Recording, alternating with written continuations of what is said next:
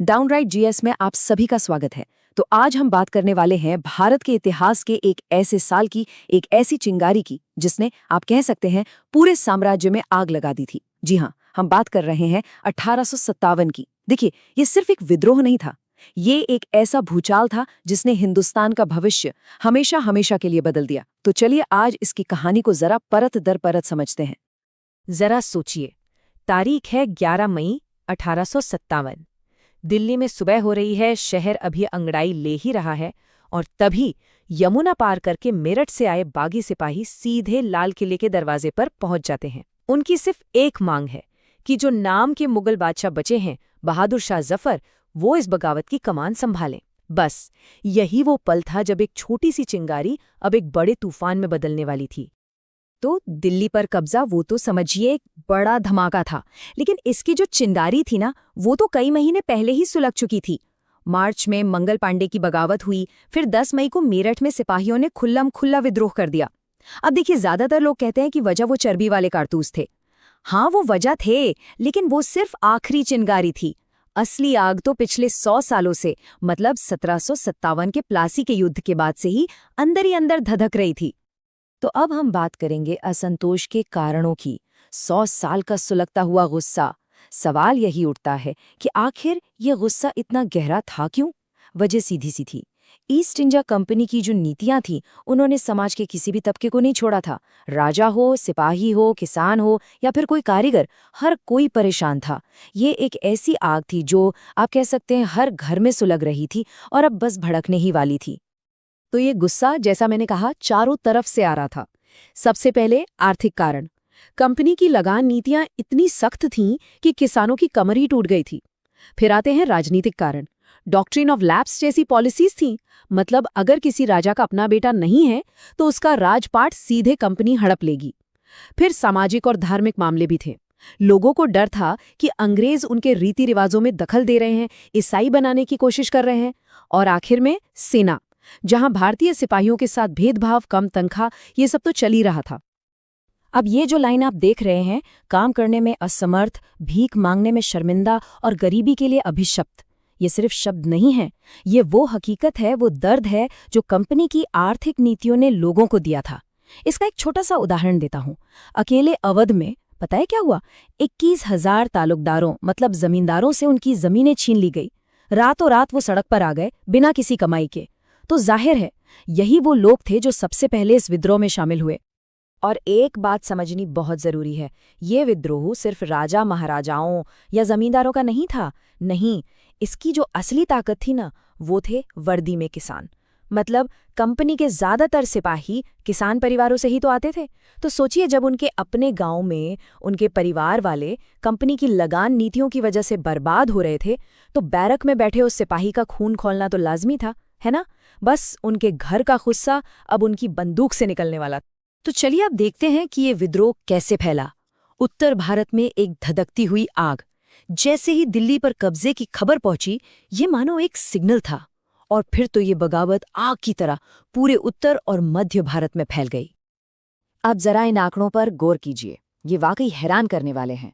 East India company के पास करीब करीब 2,32,000 से ज्यादा भारतीय सिपाही थे और उनमें से आधे 50% सिपाहियों ने बगावत कर दी। सोचिए जरा, आधी सेना अपने ही मालिकों के खिलाफ खड़ी हो गई। ये कोई छोटी मोटी बात नहीं थी, ये कंपनी राज की जड़ों पर सबसे बड़ा और सीधा हमला था।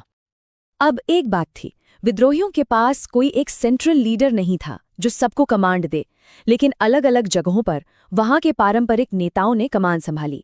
कानपुर में नाना साहेब थे, तो लखनऊ में बेगम हजरत महल, बरेली में खान बहादुर ने मोर्चा संभाला, बिहार में 70 साल के कुंवर सिंह ने अंग्रेजों के छक्के छुड़ा दिए, और झांसी का नाम आते ही जहन में एक ही तस्वीर उभरती है, रानी लक्ष्मीबाई की। इन सब ने अपने अपने इलाकों में बगावत को एक चेहरा दिया, एक दिशा देने की कोशिश की। तो अब बात करते हैं विफलता और दमन की। कैसे साम्राज्य ने वापसी की। शुरुआत में विद्रोहियों को जबरदस्त कामयाबी मिली, इसमें कोई शक नहीं, लेकिन आखिरकार इस विद्रोह को बेरहमी से कुचल दिया गया।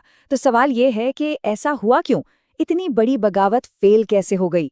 वजह ये थी कि साम्राज्य ने पलटवार किया, और बहुत जोरदार पलटवार किया। देखिए, विद्रोहियों की हार के पीछे कुछ बहुत बड़ी वजहें थीं। एक तरफ थे हमारे विद्रोही, उनके पास कोई एक सेंट्रल लीडरशिप नहीं थी, कोई कोऑर्डिनेटेड प्लान नहीं था, और हाँ, आधुनिक हथियारों की तो बहुत ज्यादा कमी थी। अब दूसरी तरफ थे अंग्रेज, पूरी तरह से ऑर्गेनाइज्ड। उनके पास टेलीग्राफ था, जिससे वो तेजी से खबरें भेज सकते थे।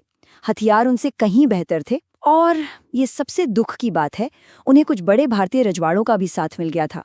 बस इसी ने पूरा खेल पलट दिया। और फिर शुरू हुआ दमन का वो क्रूर दौर।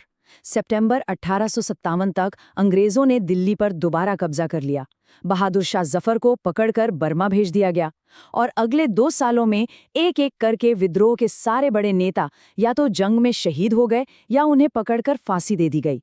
रानी लक्ष्मीबाई वीर गति को प्राप्त हुईं और तात्या टोपे को फांसी पर लटका दिया गया। इसके साथ ही विद्रोह की जो आग थी वो लगभग बुझ सी गई। तो विद्रोह का परिणाम क्या निकला? एक युग का अंत और एक संघर्ष की शुरुआत। हाँ, ये सच है कि विद्रोह को दबा दिया गया था, लेकिन इसका मतलब ये नहीं कि सब कुछ बेकार गया। नहीं, इस घटना ने भारत के भविष्य पर इतने गहरे निशान छोड़े कि आप कह सकते हैं ये एक युग का अंत था और एक बिल्कुल नए संघर्ष की शुरुआत भी। और इसका सबसे बड़ा, सबसे सीधा नतीजा क्या निकला? साल था 1858। ईस्ट इंडिया कंपनी का राज खत्म। एक ट्रेडिंग कंपनी जो हिंदुस्तान पर राज कर रही थी, उसका चैप्टर क्लोज हो गया। अब भारत का शासन सीधे ब्रिटिश क्राउन, मतलब सीधे ब्रिटेन की सरकार के हाथ में आ गया। ये एक बहुत बहुत बड़ा बदलाव था। अब भारत ऑफिशियली ब्रिटिश साम्राज्य का हिस्सा बन चुका था। लेकिन इस विद्रोह की असली विरासत क्या थी?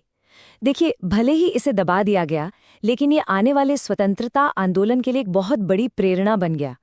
हाँ, विद्रोही हार गए थे, लेकिन विदेशी हुकूमत से देश को आज़ाद कराने की उनकी जो कोशिश थी, वो देशभक्ति की एक मिसाल बन गई। इसलिए 1857 को सिर्फ एक हार के तौर पर देखना सही नहीं होगा। असल में ये वो नींव का पत्थर था जिस पर आज़ादी की लड़ाई की पूरी इमारत खड़ी होने वाली थी। तो आखिर में एक सवाल, क्या 1857 का विद्रोह वाकई एक नाकामी थी? एक ऐसी कोशिश जिसे बेरहमी से कुचल दिया गया? या फिर ये आज़ादी की लड़ाई की वो पहली सबसे ज़रूरी चिंगारी थी जिसके बिना शायद आज़ादी का वो लंबा संघर्ष शुरू ही नहीं हो पाता? इसका जवाब इतिहास की किताबों में नहीं, बल्कि हमारे नज़रिए में है। इस पर सोचिएगा ज़रूर।